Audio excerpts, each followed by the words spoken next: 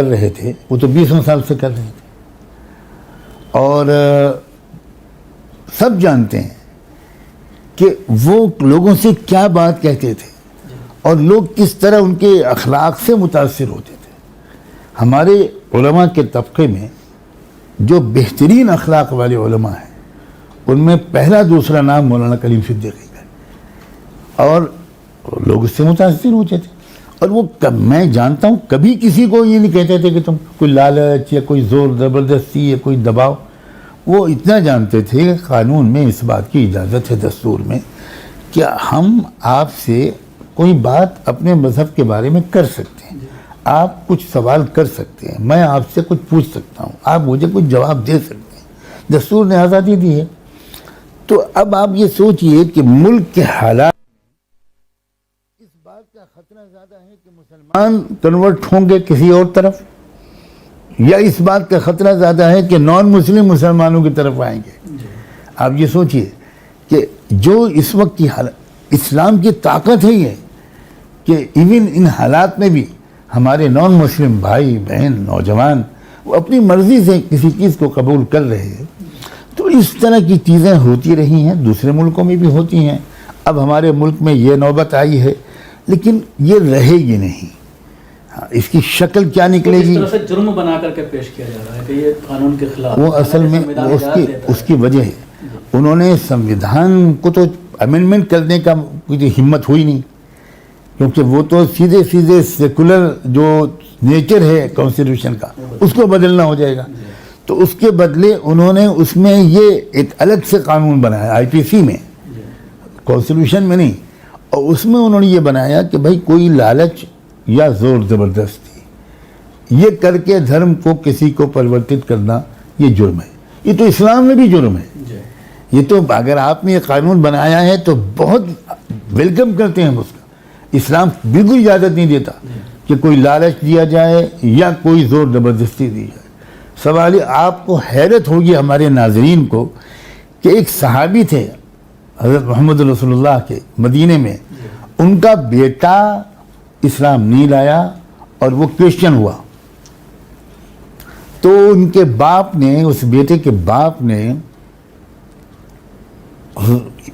بیٹے کو یہ کہا کہ دیکھو بیٹا یہ نہیں چلے گا، تم کو بھی مسلمان ہونا پڑے گا۔ یہ بات اللہ کے رسول تک پہنچ گئی۔ یہ مجھے یاد نہیں آ رہا کہ بیٹے نے آ کر کہا یا باپ نے پوچھا یا کسی تیسرے نے کہا، یہ مجھے یاد نہیں آ رہا۔ یہ میں 100% یقین کے ساتھ کہہ سکتا ہوں کہ اللہ کے رسول نے باپ کو بلایا اور کہا کہ تمہیں اپنے بیٹے کو مجبور کرنے کا کوئی حق نہیں، بالکل اس کو اس کی اپنی مرضی پر رہنے دو، اور کسی طرح کا کوئی ظلم و زیادتی اور زبردستی کرنے کی اجازت نہیں ہے۔ تو اسلام تو اس حد تک جاتا ہے بھائی، باپ بھی نہیں کہہ سکتا اپنے بیٹے سے، کوئی مولانا کے عام پبلک کا کسی آدمی سے کہہ سکے گا۔ لیکن اب یہ تو بہت سی چیزوں میں ظلم چل رہا ہے، زیادتی چل رہی ہے، اور اس قانون کی عبادت سے فائدہ اٹھایا جا رہا ہے، اور زبردستی یہ ثابت کرنے کی کوشش کی جا رہی ہے کہ یہ زور زبردستی کی گئی فلاں کے ساتھ یا لالچ دیا گیا فلاں کے ساتھ۔ لیکن مجھے ایک بھی کیس اس طرح کا نہیں آیا ہے جس میں یہ بات ثابت ہو، لیکن اس کے علاوہ ودیشی فنڈنگ کا آروپ ضرور لگایا جا رہا ہے کہ 47 کروڑ روپے عمر گوتم صاحب کے۔ بہت دلچسپ بات یہ ہے کہ اگر آپ بینک ریکارڈ سے یہ بات آپ اگر ثابت کر رہے ہیں تو بینک سے ٹرانزیکشن کس قانون کے ذریعے منع ہے؟ آفیشلی ٹرانزیکشن ہوا ہے اگر یہ بات ہوئی ہے تو میں تو جتنا قانون کے بارے میں جانتا ہوں اس کے لحاظ سے آڈٹ ہوا ہے، اور یقیناً ان کے پاس وہ FRCA وغیرہ کا اجازت ہوگی، FCRA جو ہوتا ہے، مجھے نہیں معلوم ہے کہ نہیں ہے۔ تو اس کے تحت اگر ساری دنیا کے آرگنائزیشنز میں پیسہ باہر سے آتا ہے، پروپیگنڈا اس طرح کیا گیا کہ یہ سب انلیگل ہے، لیکن ظاہر ہے کورٹ میں یہ باتیں نہیں ٹھہر پائیں گی، لیکن دیکھیے سچائی کے راستے پر چلنے والوں کو ہمیشہ ظلم سہنا پڑا ہے، برداشت کرنا پڑا ہے، اور ایک وقت آتا ہے کہ پھر سچائی کا سورج طلوع ہوتا ہے۔ اس کو لے کر کہیں نہ کہیں سوشل میڈیا پر جو نوجوان لوگ ایکٹیو ہیں مسلمان، وہ کہیں نہ کہیں علماء اکرام کے اوپر بھی اس میں یہ آروپ لگا رہے ہیں کہ جس طرح سے انہیں کھڑا ہو جانا چاہیے تھا، ایک بڑے عالم دین کو टारगेट किया गया और एक के बाद एक का नंबर आएगा। ये बात बार बार सोशल मीडिया पर कही जाती है कि उलमा इकराम को खुलकर सामने आना चाहिए। मैं अपने नौजवानों की फ़िक्र और तशवीश की बहुत कदर करता हूँ, बहुत अप्रिशिएट करता हूँ कि हमारे नौजवान इस किस्म की बातों को शिद्दत से महसूस करते हैं।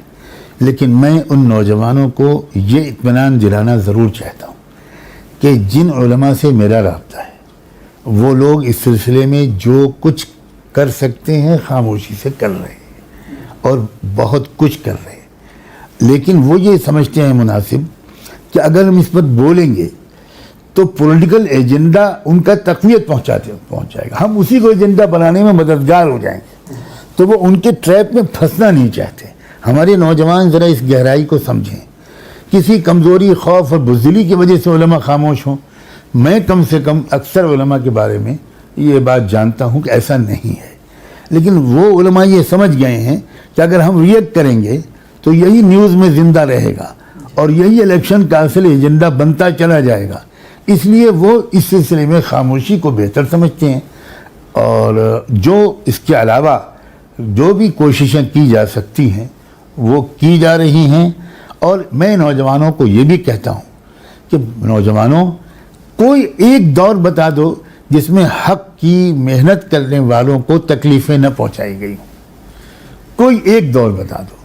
तो ये तो एक तरह से मज़ीद तुमको तुम्हारे यकीन को मजबूत होना चाहिए कि जो लोग इस तरह की कोशिशें कर रहे हैं वो सच्चाई के रास्ते पर हैं और उनके लिए तुम लोगों को दुआ का बहुत एहतमाम करना चाहिए।